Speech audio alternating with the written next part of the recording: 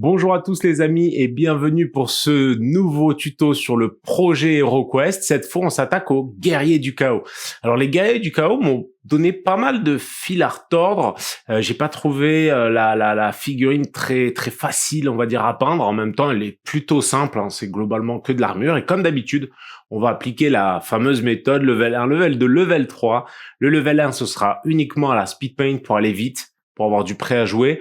Ensuite, je vais commencer à rehausser les arêtes au pinceau, pousser un petit peu plus les lumières. Et enfin, je vais améliorer le tout en mélangeant un petit peu aérographe, pinceau et tout ça. Donc les trois étapes sont dissociées comme d'habitude. Et évidemment, vous pouvez appliquer la première et la deuxième étape sans forcément appliquer la troisième si par exemple vous n'avez pas d'aérographe ou ce genre de choses. Comme d'habitude, on n'hésite pas à lâcher le petit pouce bleu des familles, le petit commentaire qui fait super plaisir, que ce soit pour me faire un retour ou juste pour me dire si vous avez bien utilisé ce tutoriel. Ça me fera toujours plaisir. Vous pouvez aussi venir sur Discord. J'ai un Discord spécifique sur lequel je vois vos créations et ça me fait toujours plaisir ça crée de l'émulation. C'est cool. C'est super cool. Et évidemment, vous avez un moyen de me soutenir financièrement aussi sur Patreon. Ça me permet tout simplement d'avoir un revenu mensualisé qui me permet tout simplement de payer un peu plus pour du montage ou de ce genre de choses pour vous proposer toujours plus de contenu. Et évidemment, vous avez du contenu qui vous est réservé si vous êtes un de mes boss sur Patreon. Quoi qu'il en soit, moi je vous propose qu'on attaque de ce pas le tutoriel et qu'on se retrouve à la fin. Allez, c'est parti.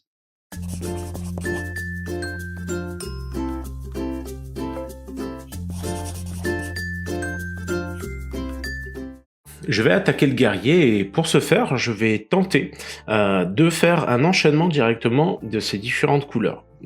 L'armure va être globalement noire. Je vais booster au Fire Giant l'avant du bouclier ainsi que les yeux pour donner un petit effet d'OSL. Et le Blood Red va me servir essentiellement pour la cape. Nous allons procéder à cela dans un premier temps avant de voir la suite. Rappelez-vous pour les encres d'utiliser plutôt ce type de palette. Ça permettra tout simplement à ce que l'encre ne soit pas bue par la palette, tout simplement. Donc j'ai mis du noir, de l'orangé et du rouge.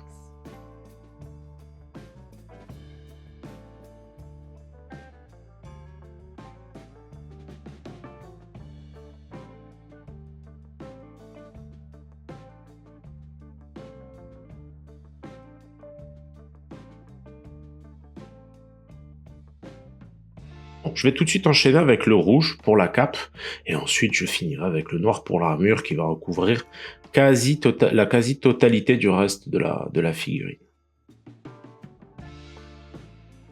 Rappelez-vous, sur ce type d'encre, les speed paint, les contrastes, tout ci, tout ça, faut pas hésiter à vraiment passer de la peinture non diluée à l'eau, surtout non diluée à l'eau, parce que sinon ça va perdre toutes ses propriétés.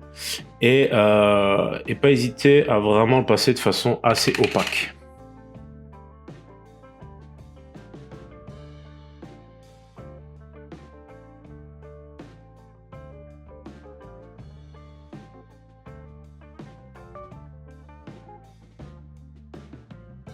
Il y a vraiment des parties difficiles à atteindre, hein, mais dans ce cas-là, j'essaie d'y aller un peu moins bourrin, mais forcément, j'ai tendance à toucher d'autres zones. Mais tant que ces zones-là sont au final plus sombres que la zone d'origine, la peinture devrait être suffisamment couvrante. Ceci étant, je vais juste revenir, une fois que j'ai bien débordé partout, je vais juste revenir avec un pinceau avec uniquement de l'eau pour enlever un petit peu au moins toutes ces aberrations en termes de débordement.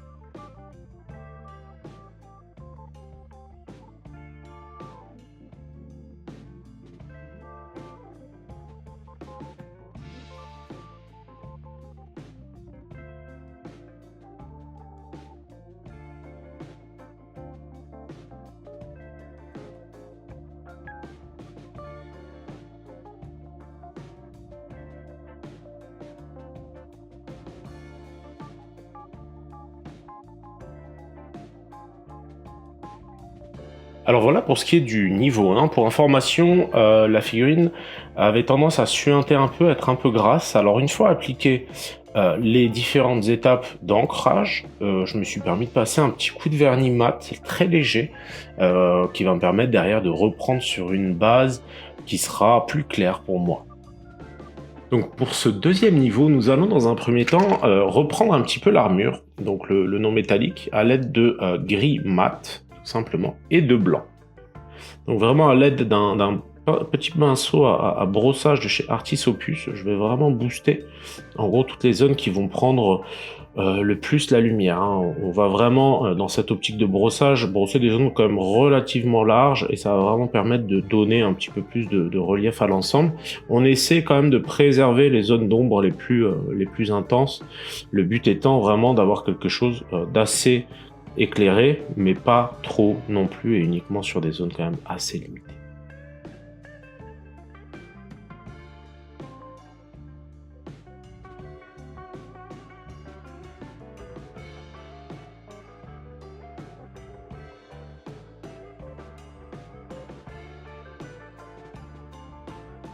Une fois cette étape faite, je vais revenir tout simplement au blanc, mais cette fois sur les arêtes exclusivement, pour rehausser mes effets de non métallique. Avec une peinture diluée, de sorte à ce que la consistance soit laiteuse, je vais prendre soin de bien rehausser toutes les arêtes et pousser sur certaines surfaces qui vont prendre le plus la lumière.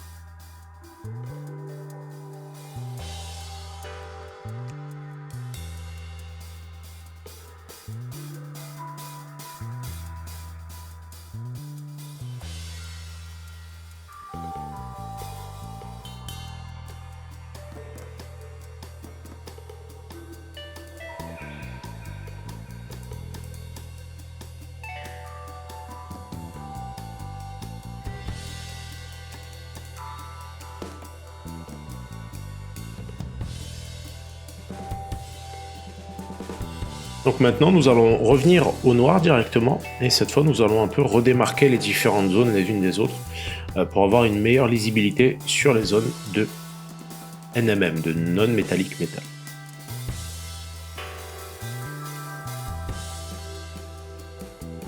Durant ce process, il faut essayer autant que possible de ne pas totalement écraser le blanc que nous avons appliqué précédemment. L'idée étant systématiquement d'avoir des zones assez nettes et des contrastes assez marqués, encore une fois, sans écraser les étapes précédentes.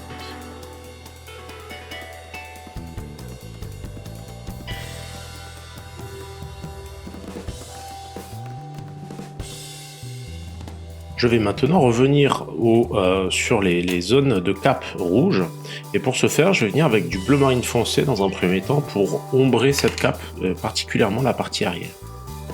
Donc rappelez-vous toujours de diluer beaucoup le Dark Sea Blue, puisque ça va être le bleu marine foncé, hein, qui va être une peinture vraiment très couvrante.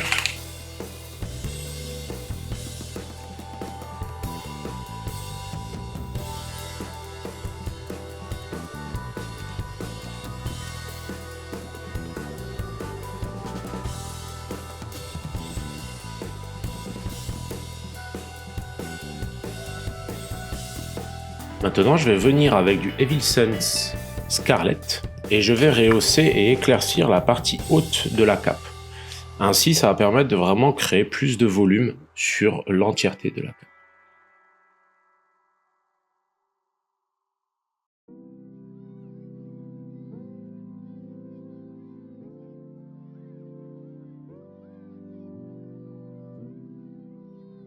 Durant ce process, étant donné que je suis déjà au rouge, je vais en profiter en fait pour booster un petit peu toutes les zones d'OSL avec un rouge très dilué encore une fois.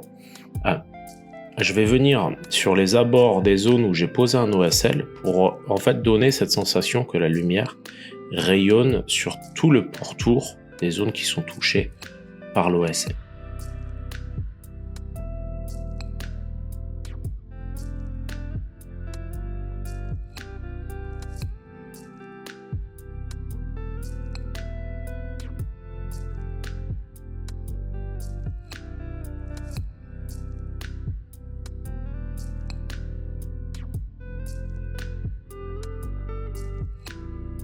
Donc vraiment avec un jaune très intense, hein. Donc là, c'est du Chimera Color.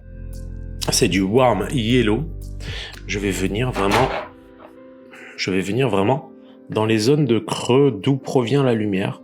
Et je vais pas hésiter à tapoter ma couleur sur la zone.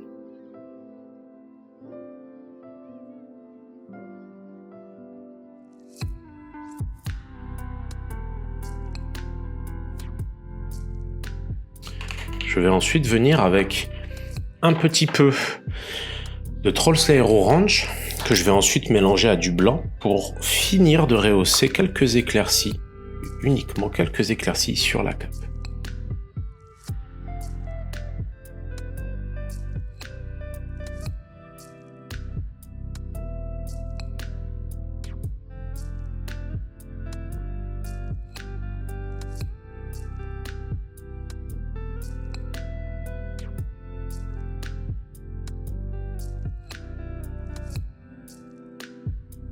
Donc là, juste avec une petite pointe de blanc supplémentaire dans mon orange, je vais vraiment rehausser les parties les plus hautes et je vais vraiment y aller doucement en déchargeant un petit peu même sur mon pouce pour que vraiment ces touches-là soient très très légères.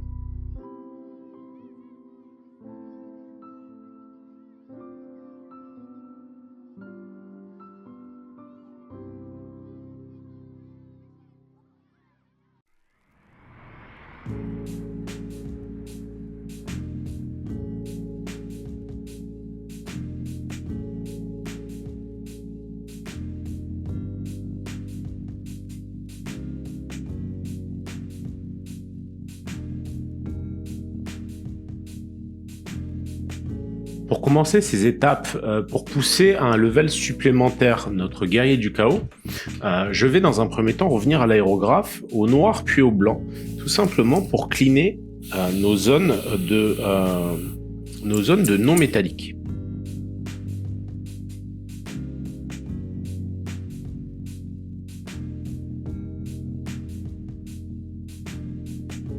Maintenant, je vais procéder à la même étape, si ce n'est que cette fois, je vais appliquer du noir dans les ombres les plus marquées.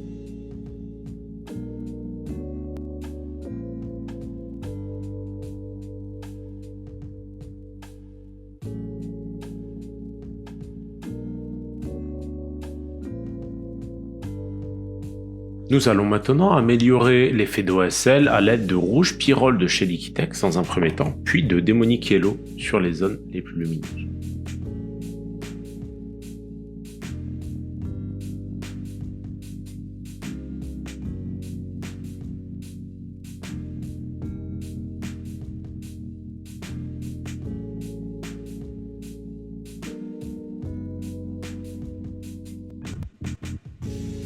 À la même occasion, je vais rehausser un petit peu le rouge de la cape.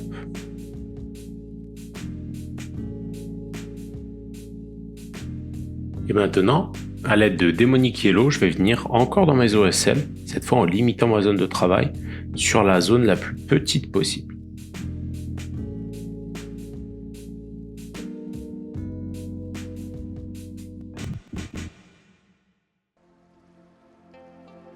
Nous allons maintenant revenir toujours sur l'OSL, mais cette fois au pinceau, pour adoucir nos zones de jaune. Si vous avez réussi à tracer fin, il est possible que vous n'ayez pas forcément besoin de beaucoup revenir, mais quoi qu'il en soit, ça permet vraiment d'affiner l'effet d'OSL. On va vraiment diluer énormément le rouge et venir le passer en filtre successif sur les différentes parties qui nous intéressent.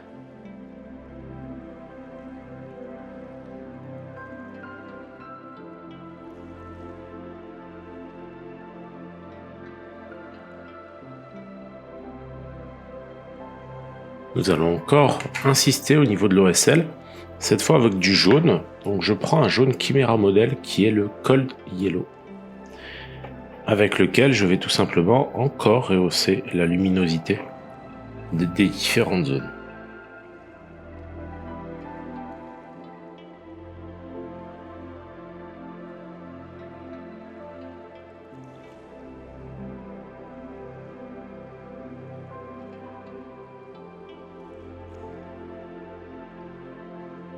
Maintenant, je vais ajouter une petite pointe de blanc dans mon jaune, juste pour quelques derniers petits points de lumière.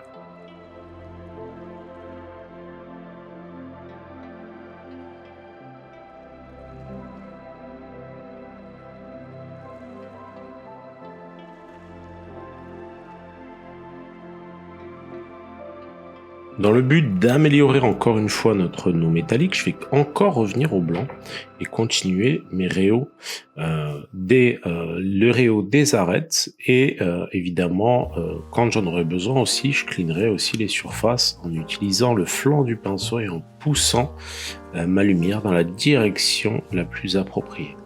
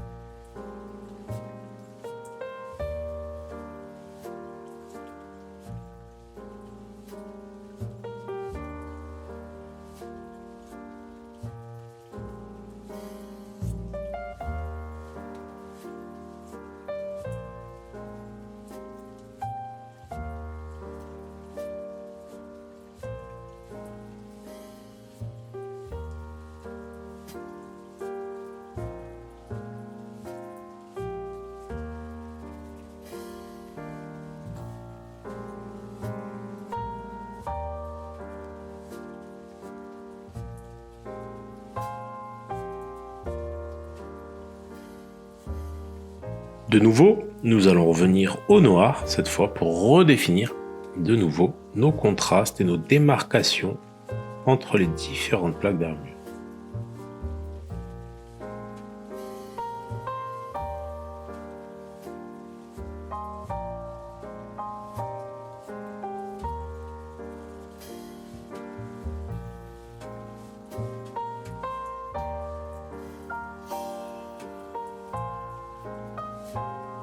Donc après avoir peint et regardé plus en détail la figurine, je me rends compte en fait qu'il y a un pagne, qu'en fait cette partie-là sont du tissu. Aussi, je vais les reprendre tout simplement en rouge.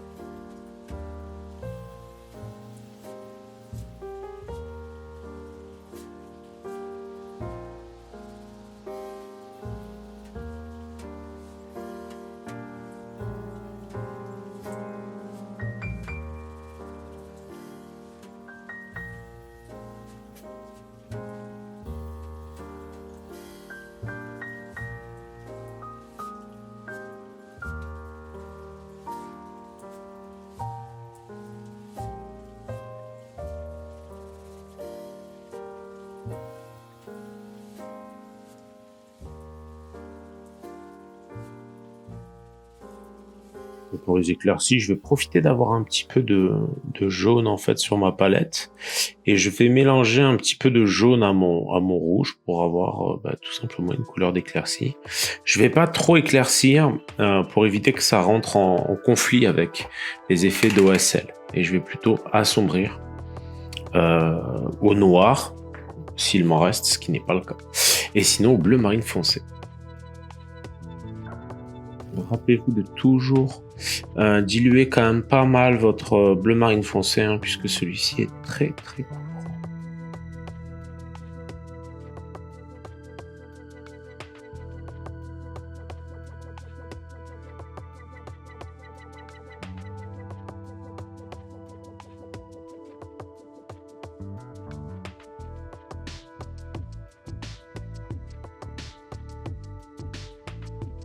Je vais revenir maintenant au marron, tout simplement dans l'optique d'éclaircir les cornes qu'il a sur la tête. Pour ce faire, je vais attaquer avec du Doom Bull Brown.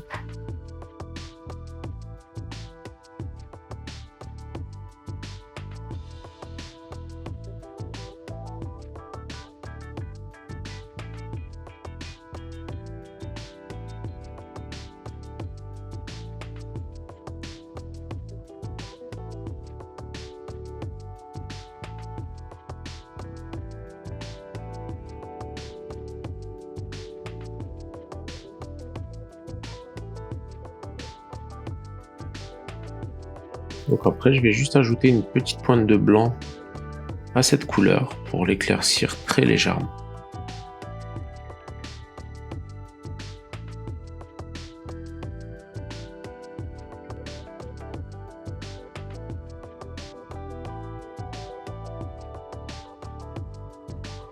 Donc, je vais revenir directement sur mes cornes après cette première couche, mais directement au terre mat, parce que ça va être une couleur beaucoup plus neutre, qui rentrera un peu moins en conflit avec le reste de la pièce.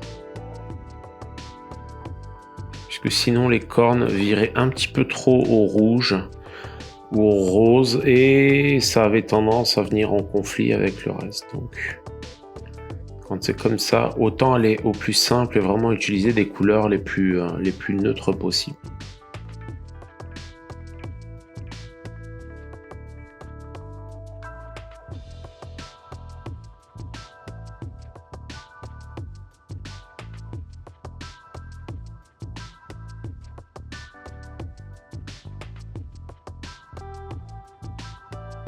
Donc là vraiment je pousse un petit peu de bleu marine foncé sur la pointe des cornes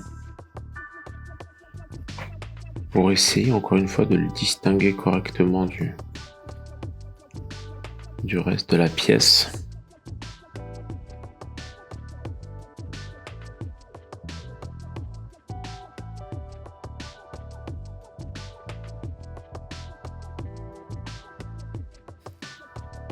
Et avec ce même bleu marine foncé, je vais venir teinter un petit peu l'armure, mais très légèrement, pour bien encore une fois faire un bon petit chaud-froid entre mes zones d'OSL et les plaques d'armure. Rappelez-vous de toujours très bien diluer cette couleur, qui peut avoir la fâcheuse tendance à beaucoup trop couvrir et ainsi effacer vos travaux précédents.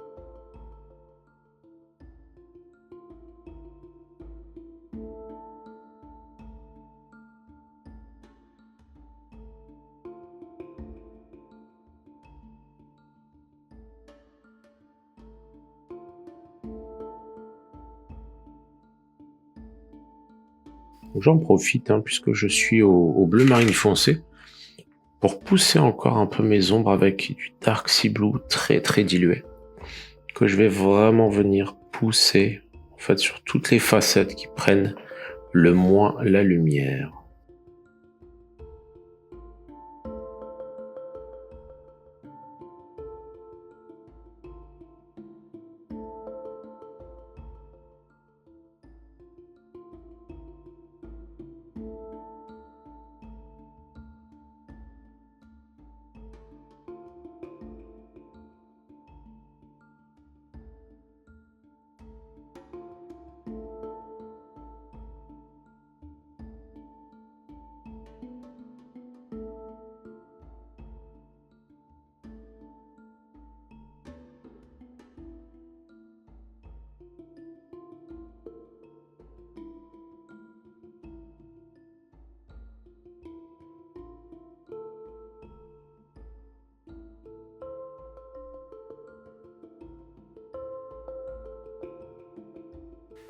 Et voilà, ces guerriers du chaos sont finis. J'espère qu'ils vous plaisent. Bon, même si ça a été un petit peu laborieux, je dois bien avouer qu'à la fin, j'étais plutôt content du résultat. Ça a de la gueule sur le terrain et c'était ce qui était recherché. Comme d'habitude, hein, vous mettez en commentaire si vous avez la moindre petite remarque sur la vidéo ou quoi que ce soit. Et puis, je vous dis certainement à la prochaine vidéo qui sera probablement cette fois sur les décors. J'avais envie d'embrayer du lourd et faire plein de décors, donc ça tombe bien. Allez, je vous laisse et je vous dis à bientôt pour le prochain tuto.